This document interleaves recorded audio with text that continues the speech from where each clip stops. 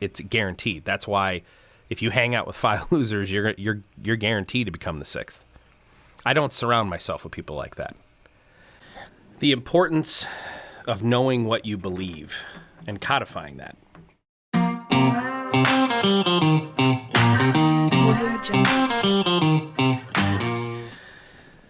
All right, so this is the 3rd video for adversity and success, for the new channel Adversity and Success. And I want to do just a quick background, and then I'll get into the subject of this video here in a second. You may notice that the video looks completely different than the first 2 videos. The first video was in the month of July of 2021. I took 5 weeks off to finish writing my book, Adversity and Success.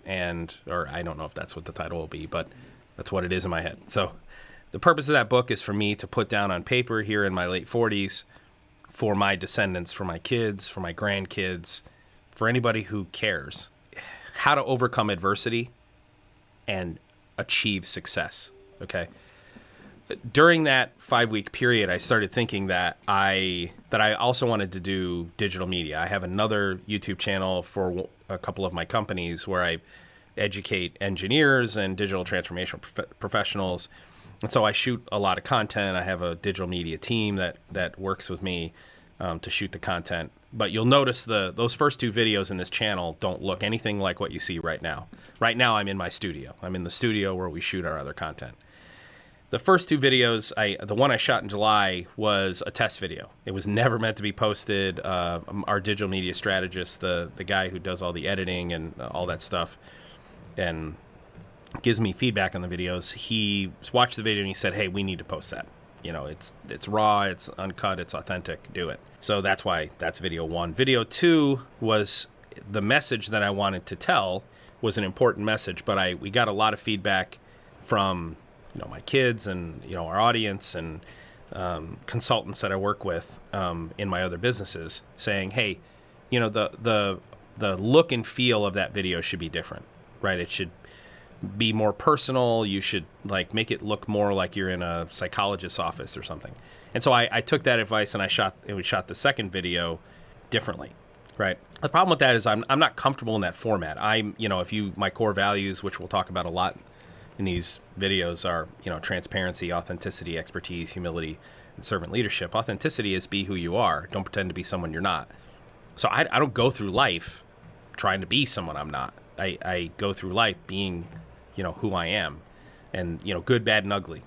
So in order for me to get in front of that camera, it felt contrived. It made me feel really uncomfortable, and I just can't do that. I don't think it's going to help anyone. I don't think anyone who's going to watch this content and learn how to overcome adversity so that they can achieve success. Actually, how to use adversity to achieve success.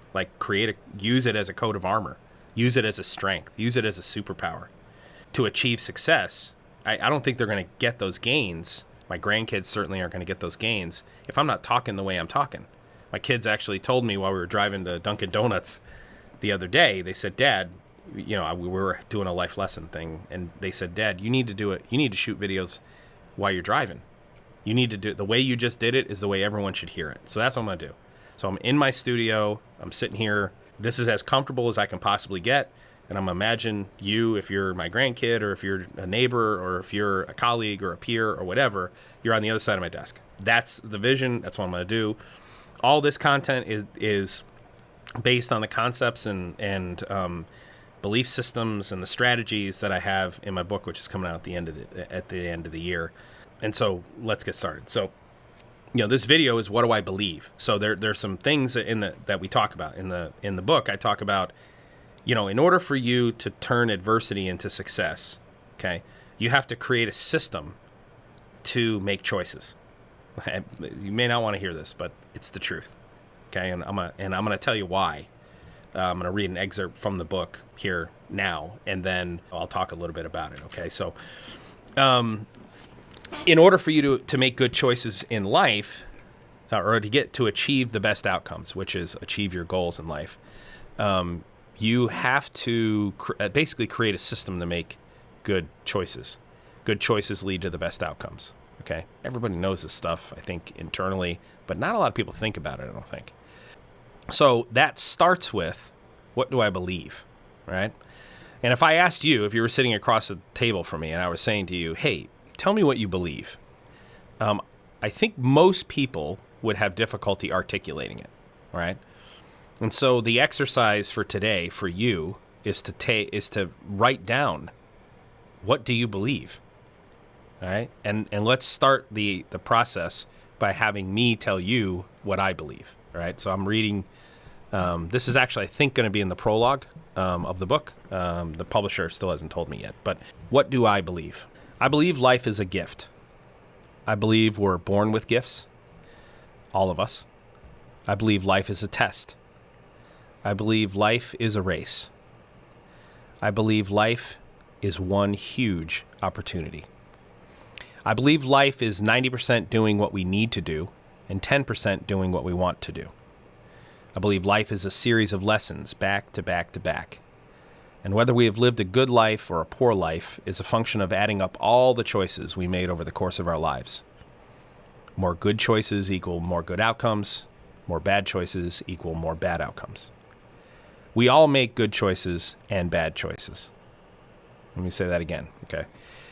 Every single one of us make good choices and bad choices.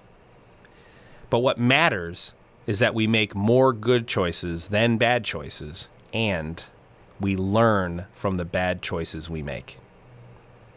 How do you know you made a bad choice? Well, it led to a bad outcome. Okay, it's really that simple. That's the test.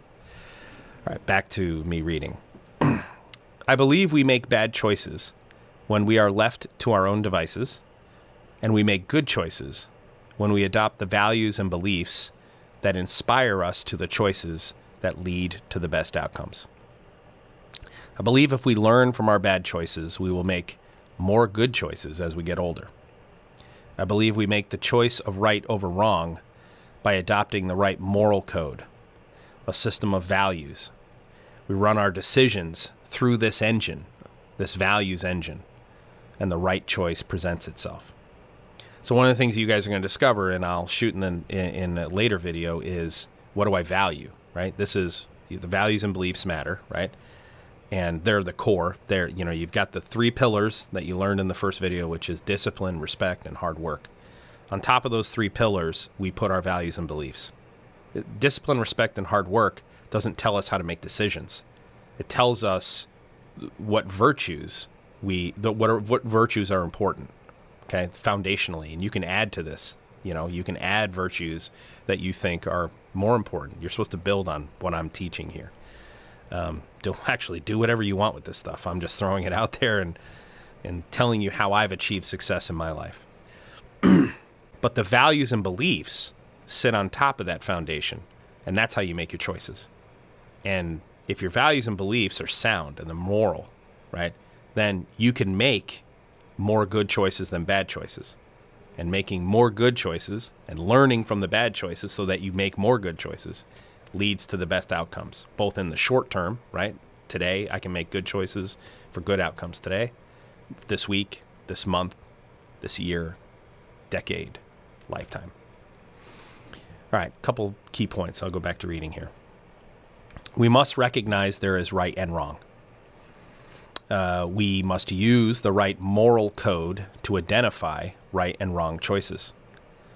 We use discipline and support to choose right over wrong.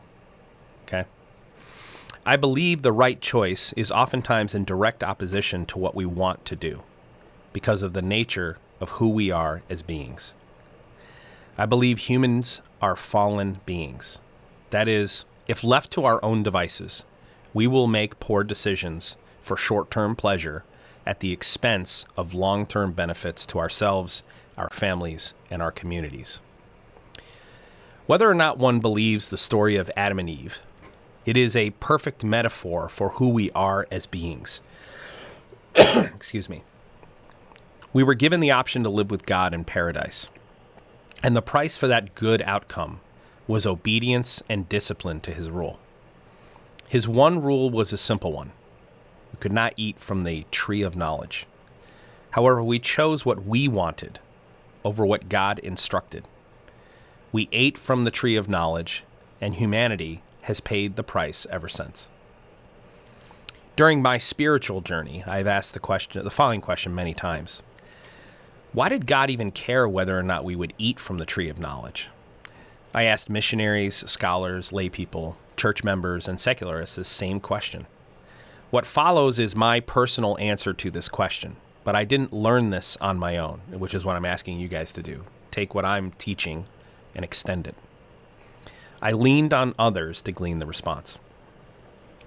God always chooses what is right over choosing what is wrong. That's what makes him holy. He never sins, and he never sins because he always chooses right over wrong. He isn't just the ruler over all things. He's the gold standard for how humans should live. We are made in his image, after all. God gave the first humans a choice between right and wrong in the Garden of Eden. Don't eat from the tree of knowledge because the lone holy being in the universe instructed us not to, or ignore his instruction and do as we please. We chose wrong. Why we chose wrong isn't important, just that we did.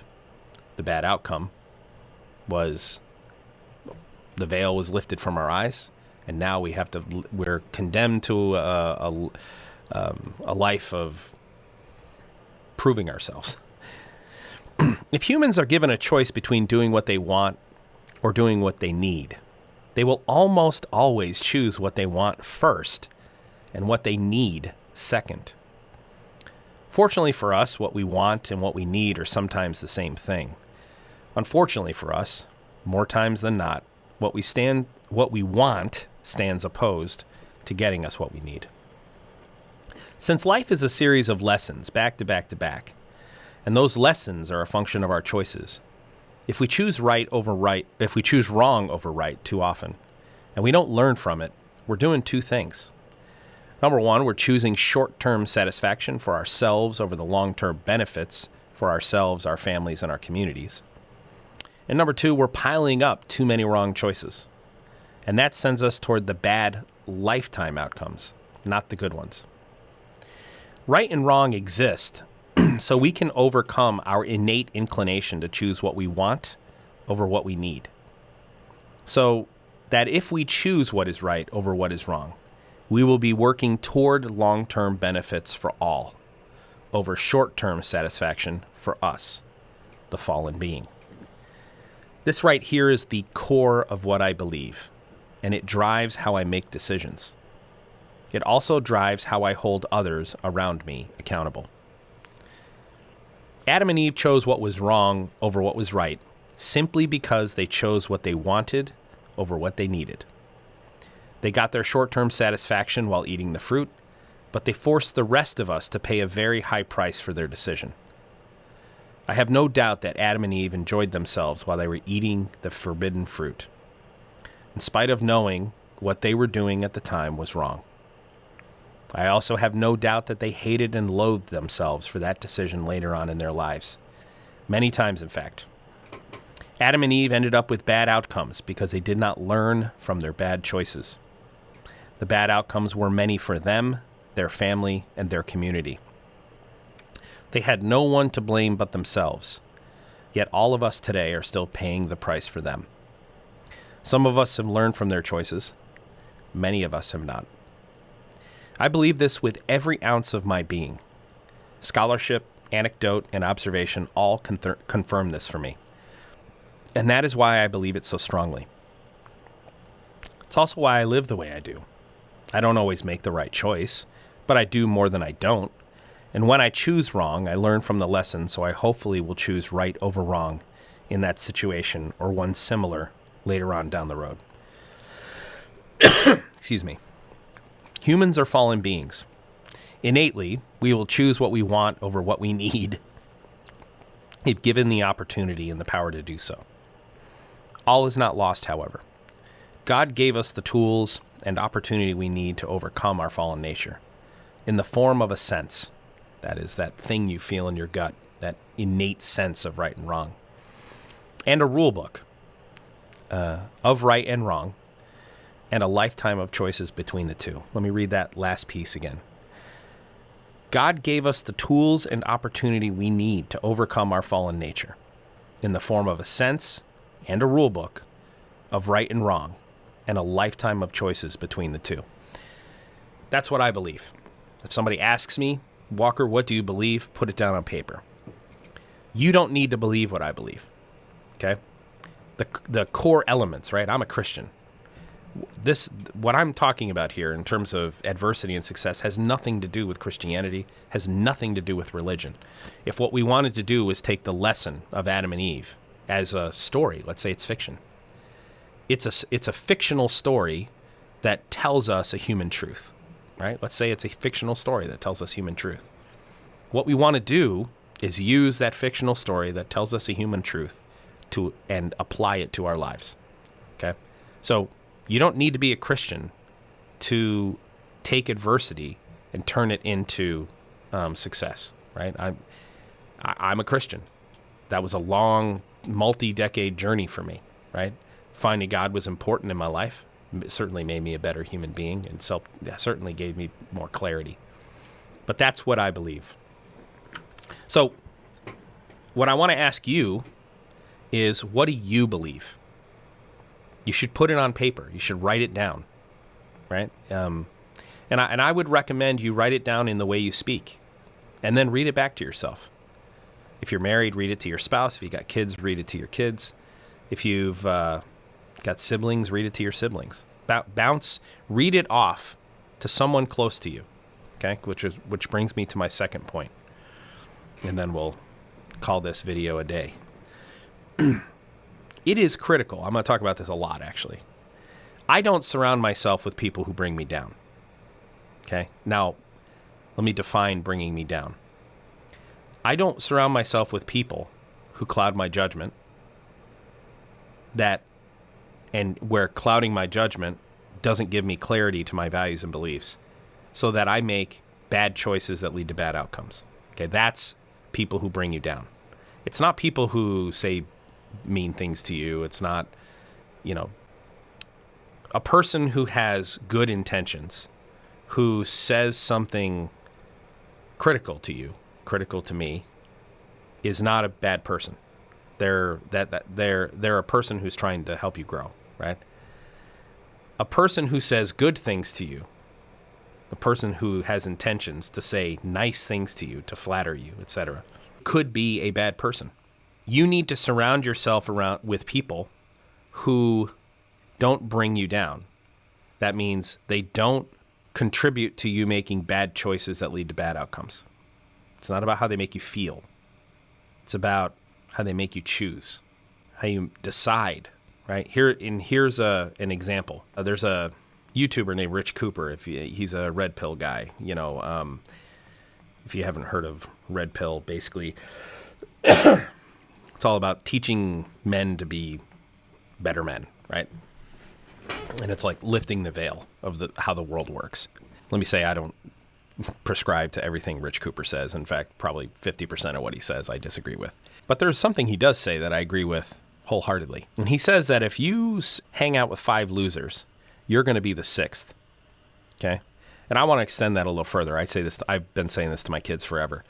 If you hang out with 3 losers and 2 winners, okay, there's an argument that the winners aren't going to be hanging out with the losers, the real winners in life. But if you hang out with 3 losers, that is people who they don't have values and beliefs, maybe they're hedonists. So a hedonist is someone who seeks pleasure. They believe that their individual pleasure is a noble and moral goal, and they make decisions about their own individual pleasure. And they don't pay attention to any of the outcomes other than how they felt in the moment, right? In that moment. That's a hedonist, right? If you hang out with, those are losers, right? That's just a simple reality. It's destructive. That lifestyle is destructive. It hurts yourself. It hurts people around you. It leads to bad outcomes in life. Seeking pleasure in life, like if that's your core value, it doesn't mean never feel pleasure. It doesn't mean never go do something fun. But you do something fun, you seek pleasure in that 10%. The 10% what I want to do, right? Hedonists, it's flipped around. They do 90% what they want to do and 10% what they need to do. And when your life is like that, when you're a hedonist, if you're hanging out with 3 people who are like that, and then you're hanging out with 2 people who have it the other way around, they do 90% what they need to do and 10% what they want to do, there's a 60% chance that that group will influence you to be a hedonist, right? if you hang out with 5 people who are losers, there's a 100% chance they're going to influence you in one direction, right? I mean, it's guaranteed. That's why if you hang out with 5 losers, you're guaranteed to become the 6th. I don't surround myself with people like that. I surround myself with people who challenge my thinking. They challenge my judgment. They make me better. Okay, they hold me accountable. They make me better. But most importantly, they value and believe what I value and believe. That's who I surround myself with. And why do I do that? Because I want to live a good life. It is important to me that when I die, the moment before I die, when I turn back on my life, that I feel comfortable saying I was a good person, that I made a difference, I had a positive impact. I feel happy with the outcomes in my life, and I had a positive impact on those around me, on my children, on my family, on my colleagues, on my community, on complete strangers. My impact needs to be positive. And the reason that's important is because the world needs a little bit more positivity. Right now we have more people who are focused on themselves, right? What they want over what they need. We have more people who live lives not based on values and beliefs, rudderless, right? They're just sort of chasing the next dopamine rush. That's what they're doing. They're skipping from one pleasurable moment to the next. Boom, boom, boom, boom. But they never bother to turn back and look at the trail of wreckage they left behind them, right? The world is full of too many people like that. And that's the implications we have. That if you look at the problems in Western society specifically, they're a function of our loss of values. That doesn't mean that in the old days things were perfect, right? In the old days, the problem with the old days is that there were just as many people back then who weren't learning from their bad choices. What makes today different than the old days is we have a lot more people here in this day and age who they don't live values-based lives. They don't even know what they believe. What they believe is something, whatever that talking head guy said. I believe that. They don't even know what they believe. So the what can you do today? The action item. What can you do today? Okay, I'm going to ask you to do 3 things. Number 1, I'm going to ask you to like and subscribe. Okay, number 1, and Zach will kill me if I don't. He's the digital media guy. But Zach is right. Okay, like, subscribe, and comment. If you like the video and you comment on the video, it tells the YouTube algorithm, this is a video other people should see. That's what it does. Okay. The other thing I want to ask you is if there's someone who needs to hear this message, right? Please share this video with them. Okay. Our goal is to have a positive impact on the lives of others. Okay. So that's ask number 1. Ask number 2, what do you believe? Sit down and write down for yourself, what do you actually believe? Okay? And it's okay to say, I don't know. All right? If you don't know, reach out. Reach out to me, reach out to a friend. Have a conversation. Talk about what you believe. Right? Work through it. Get it down on paper. And then read it to someone. Someone who matters to you. Someone who's 5 people, the 5 winners you surround yourself with. Okay, I'm telling you, this will be an invaluable exercise for you, right? That's number 2. Number 3, in the comments below, okay, tell me if you like this format better. Is this a good format? Is my decision, which goes in the face of what everyone's recommending to me, by the way, is my decision to sit here in this studio and shoot this video the way I just shot it, totally off the cuff, just me who I am, talking to you across my desk. Is this a good format? Does this work? Because if the outcome we want is to have a positive impact on the lives of others around us, that is, help people make choices that lead to better outcomes in their lives, is this the most effective way to do it? Is this format? Is this studio? Okay. All right. I appreciate you watching. Again, like, subscribe, comment, share with someone who you think will benefit from this video, and I'll see you in the next one.